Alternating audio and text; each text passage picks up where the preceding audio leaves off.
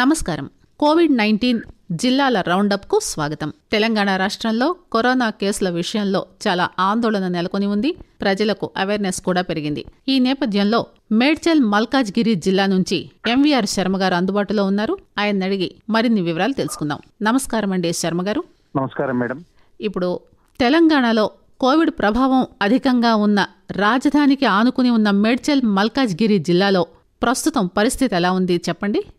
Corona మహమ్మారి విలయతాండవం చేస్తున్న మొదటి నుంచి అంటే మనకు లాక్డౌన్ ప్రారంభమైన మార్చి 22 నుంచి కూడా హైదరాబాద్ ని ఆనుకుని ఉన్న మేడ్చల్ మల్కాజ్గిరి జిల్లాలో దీని ప్రభావం చాలా కనిపించిందండి. ఇప్పుడు అన్లాక్ 5 నడుస్తున్నటువంటి తరుణంలో వ్యాధి తీవ్రత ఉన్నా కూడా దానికి సంబంధించినటువంటి కొంత ప్రభావం తగ్గిందని చెప్పొచ్చు. ఎందుకంటే మరణాల రేటు కూడా గణనీయంగా తగ్గింది జిల్లాలో. అదేవిధంగా చాలా మంది కోలుకుంటూ ఉన్నారు. ఇప్పుడు ప్రభుత్వ ఆసుపత్రుల్లో కూడా ఇంతకు ముందు ఉన్నటువంటి పడేం లేదు. ప్రధానంగా మేడ్చల్ మల్కాజ్గిరి జిల్లాలో ఉన్నటువంటి ఆసుపత్రుల్లో ఒకటి ప్రధాన ఆసుపత్రి మల్కాజ్గిరిలో ఉంటే 79 అర్బన్ సెంటర్లుగా ఉన్నాయి. అదేవిధంగా 12 ప్రాథమిక ఆరోగ్య కేంద్రాలు ఉన్నాయి. 40 బస్తీ దవాఖానాలు ఉన్నాయి. వీటన్నింటిలో కూడా తగిన వసతులు, అదేవిధంగా రోజు పరీక్షలు కూడా చేస్తూ ఉన్నారు. రోజు 250 నుంచి 500 మంది దాకా వస్తున్నా 10% కూడా మించట్లేదు కోవిడ్ పాజిటివ్ వచ్చేవాళ్ళు. వాళ్ళందరికీ కూడా వ్యాధి తీవ్రతను బట్టి వారికి సాధారణ స్థితిలో ఉంటే ఇళ్లలోనే ఐసోలేషన్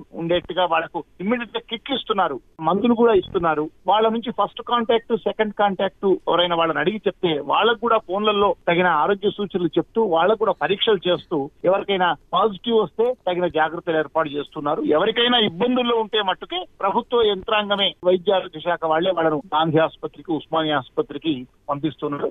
మొత్తానికి ఇంతకు ముందు ఉన్నటువంటి వ్యాధి తీవ్రత నుంచి క్రమక్రమంగా కోలుకుంటూ ఉన్నారు. కేసుల సంఖ్య ఎక్కువగానే ఉన్నా కూడా అది నివారణ కూడా జరుగుతోంది. మరణాల రేటు కూడా గణనీయంగా తగ్గడం సంతోషించదగినటువంటి పరిణామం.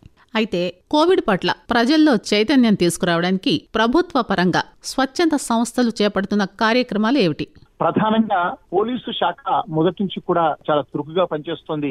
మేడ్చల్ మల్కాజ్గిరి జిల్లా అధిక ప్రాంతం విస్తరించి ఉన్న రాచకొండ పోలీస్ కమిషనర్ మహేష్ భాగవత్ మొదటి నుంచి కూడా ఈ కరోనా ప్రభావం ఉన్నప్పటి నుంచి ప్రారంభంలో అన్ని బస్తీలలో, కాలనీల్లో ఆహార పదార్థాలు పోలీస్ శాఖ చొరవ తీసుకుని స్వచ్ఛంద సంస్థల సహకారంతో వాళ్ళకందరికీ అందజేశారు. ఆ తర్వాత కరోనా నుంచి రాకుండా జాగ్రత్తలు పడడానికి ఏ విధమైన చర్యలు తీసుకోవాలి, మాస్కులు ధరించడం గానీ, ఫేస్ షీల్డ్లు వేసుకోవడం గానీ, అదేవిధంగా భౌతిక దూరం పాటించడము, ఇలాంటి విషయాల్లో పోలీస్ శాఖ వివిధ స్వచ్ఛంద సంస్థల ద్వారా విశేషంగా కృషి చేస్తోంది.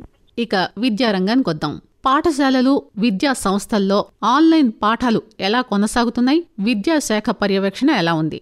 ప్రధానంగా మాధ్యమిక, ప్రాథమిక, ఉన్నత విద్య మొత్తం కూడా ఇప్పుడు ఆన్లైన్ లోనే కొనసాగుతోంది. అయితే రాష్ట్ర ప్రభుత్వం కూడా ఈ నెల అక్టోబర్ 31 దాకా ఆన్లైన్ పాఠాలనే కొనసాగించేట్టుగా పాఠశాలలు తెరవద్దని తాజాగా ఉత్తర్వులు ఇచ్చిన నేపథ్యంలో మళ్ళీ ఈ ఆన్లైన్ పాఠాలను యథావిధిగా కొనసాగిస్తూ అటు దూరదర్శన్ ద్వారా, ఇంకా ప్రభుత్వ అధికారిక విద్యాశాఖ ఆధ్వర్యంలో ఉన్నటువంటి ఛానల్ ద్వారా కాక మేడ్చల్ మల్కాజ్గిరి జిల్లా విద్యాశాఖ అధికారులు ఒక ప్రత్యేకమైనటువంటి చొరవ తీసుకున్నారు. ఒక ప్రత్యేకంగా మేడ్చల్ బడి అనేటువంటి వెబ్సైట్ కూడా ఆరంభించి ఈ మేడ్చల్ బడిలో ఏ తరగతి వాళ్లకు ఏ పాఠం కావాలో ఆ పాఠం వాళ్ళు సెలెక్ట్ చేసుకుని చూసేటట్టుగా ఆ పాఠాలన్నీ నిక్షిప్తం చేయడము, ఛానల్స్ యొక్క లింక్ కూడా ఏర్పాటు చేయడము, ఇవన్నీ చేశారు. మేడ్చల్ బడి వెబ్సైట్ జిల్లా విద్యాశాఖ ఆధ్వర్యంలో ఏర్పాటు చేసిన వెబ్సైట్ చాలా సత్ఫలితాలు ఇస్తుంది.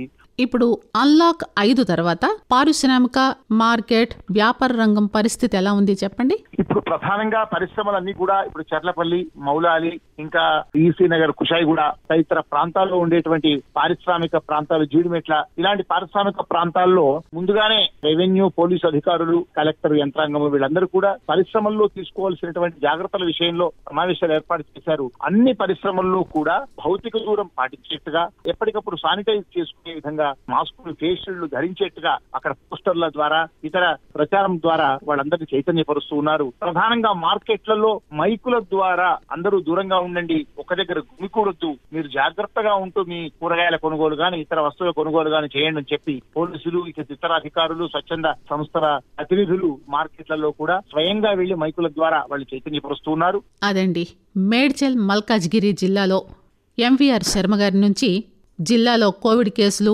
నియంత్రణ చర్యలు, ఆన్లైన్ తరగతులు, ఇంకా అన్లాక్ 5 తర్వాత పరిస్థితి తెలుసుకున్నాం కదా. ధన్యవాదాలండి శర్మ గారు. మరో రోజు మరో జిల్లా గురించి తెలుసుకుందాం.